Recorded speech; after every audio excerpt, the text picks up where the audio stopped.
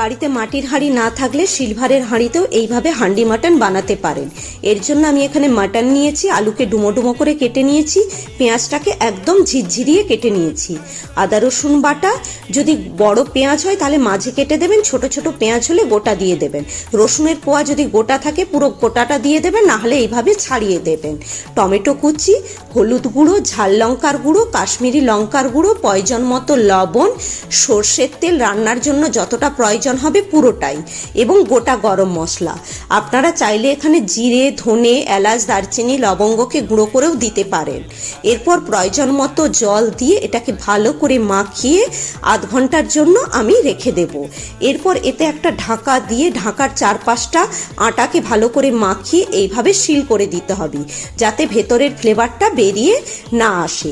এরপর গ্যাসের ফ্লেমটাকে একদম লোতে করে ওই একই ফ্লেমে 1 ঘন্টা টাইম দিতে হবে কুক হওয়ার জন্য। কোনো ফ্লেম বাড়াবেন না, একই ফ্লেমে থাকবে। এই দেখুন 1 ঘন্টা হয়ে গিয়েছে, আমার মাটন একদম রেডি। কালারটাও দেখুন কতটা সুন্দর এসছে এবং মাংসটাও সুন্দরভাবে সেদ্ধ হয়ে গিয়েছে। আজকের হান্ডি মাটন আমার একদম রেডি। রেসিপিটি যদি ভালো লাগে তাহলে আমার চ্যানেলটিকে লাইক, শেয়ার, সাবস্ক্রাইব করুন।